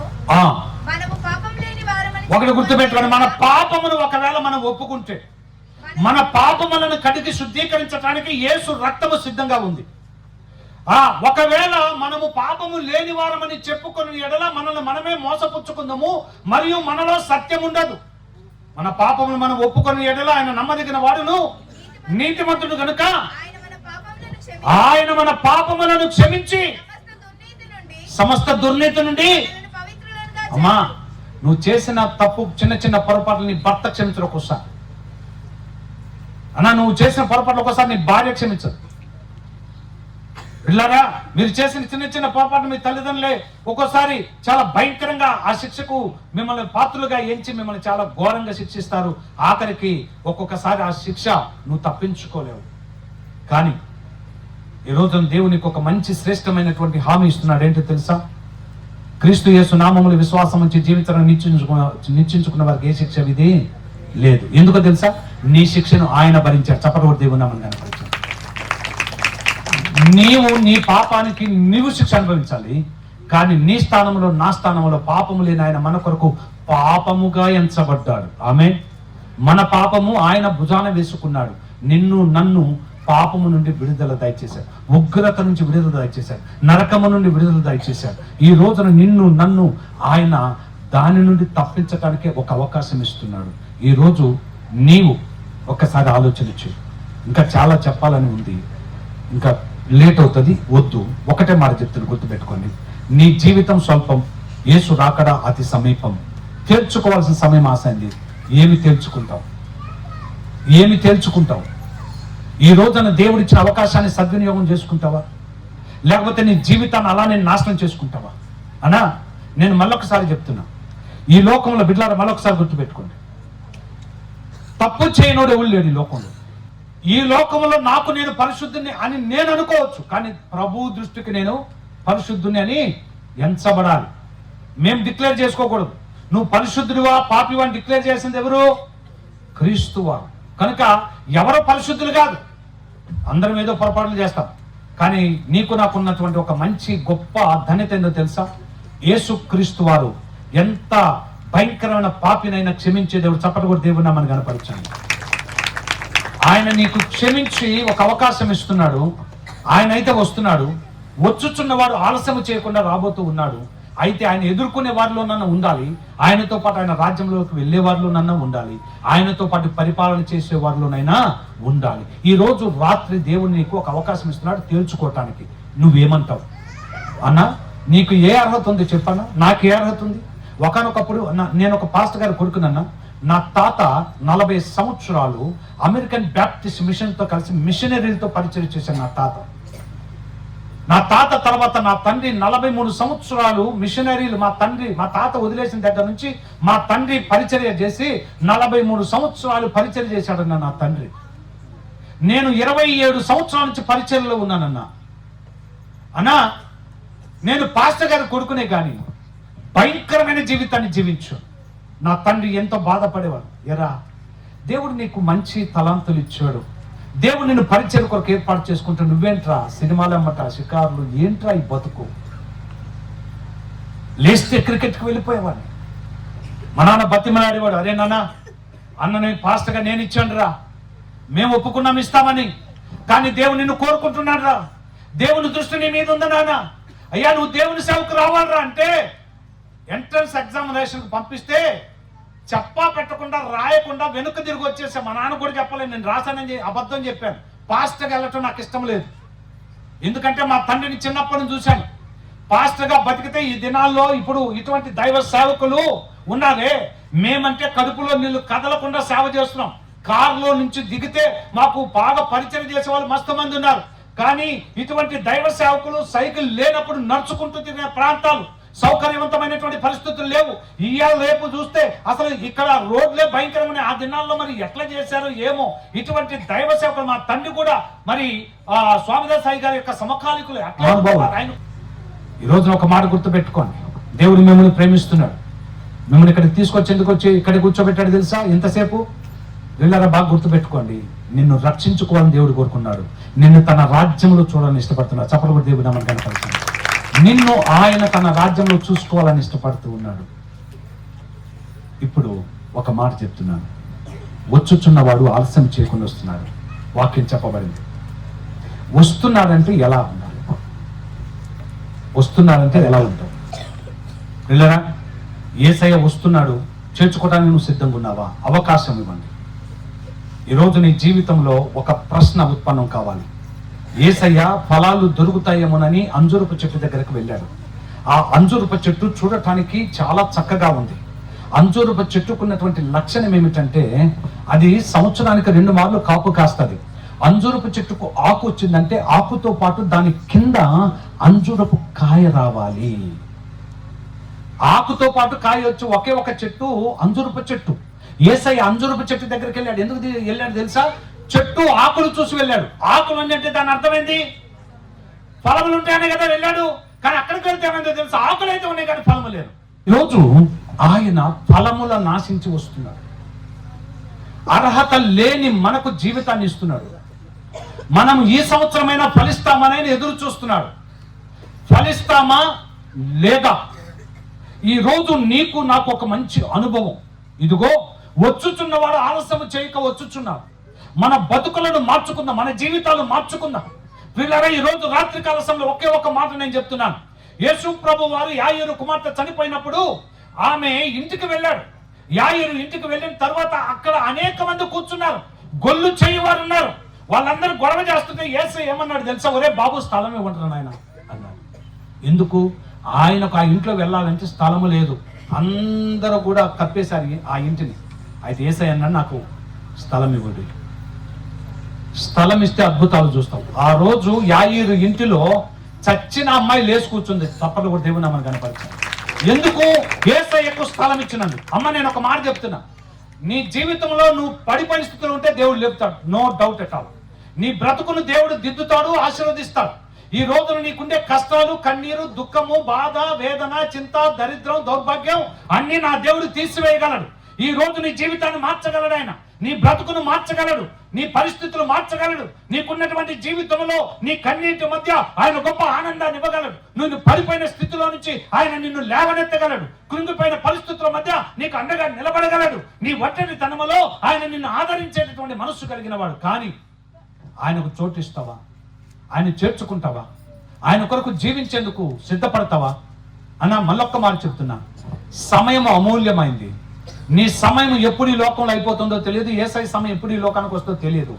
వచ్చుచున్న వాడు ఆశంగా చేయక వస్తూ ఉన్నాడు. ఇప్పుడు ఫలించాల్సిన బాధ్యత మన మీద ఉంది. తలలు ఉంచుదాం, ప్రార్థన చేద్దాం. ఈరోజు రాత్రికాల సమయంలో ఒక్కసారి ఆలోచన చేద్దాం. ఈరోజు దేవుడు నీకు ఒక బహుమానం ఇస్తూ ఉన్నాడు. మార్పు చెందటానికి, జీవితాలు మార్చుకోవటానికి, పరిస్థితులు మార్చుకోవటానికి, నీ హృదయాన్ని ఆయనకు సమర్పించుకోవటం. యేసుక్రీస్తు నిజమైన దేవుడని ఆయన నీ హృదయంలో చేర్చుకొని, పాపములు ఆయన ఎదుట ఒప్పుకొని, అయ్యా పాపం నేను పాపినయ్యా, నా పాపములు క్షమించాను ఆయన దగ్గర చెప్తే నీ పాపములు క్షమిస్తాడు. ఆయన నిన్ను హక్కున చేర్చుకుంటాడు. ఆయన నీ కొరకు ఏదైనా చేయగలిగే దేవుడు. ప్రియులారా, మొదటి రాకడలో ఆయన రక్షకుడిగా వచ్చాడు. రెండవ రాకడలో రారాజుగా రాబోతూ ఉన్నాడు. ఈ రోజున దేవుడు రారాజుగా రాబోతున్న తరుణము నీవు ఆయన రాజ్యంలో ఉండటానికి ఇష్టపడతావా? ఆ రోజున ఒక అవకాశం దొరికింది. ఆ దొంగ అవకాశాన్ని వదులుకోలేదు, సమయానికి పోనీ దలుచుకోలేదు. సమయం దొరికింది, జ్ఞానం కలిగి నడుచుకున్నాడు. యేసు, నీవు నీ రాజ్యముతో వచ్చినప్పుడు నన్ను జ్ఞాపకం చేసుకున్నాడు. మారాడు, మారిన బతుకుని యేసయ్యకి అప్పగించుకున్నాడు. వెంటనే టికెట్ పొందుకున్నాడు. ఆయనతో పాటుగా ఆయన రాజ్యములో ఉండగలిగేటటువంటి పరదైసులో ఉండగలిగే కృప పొందుకున్నాడు. ఇది నీకు ఆఖరి రోజు. మారుతావా? మార్చుకుంటావా?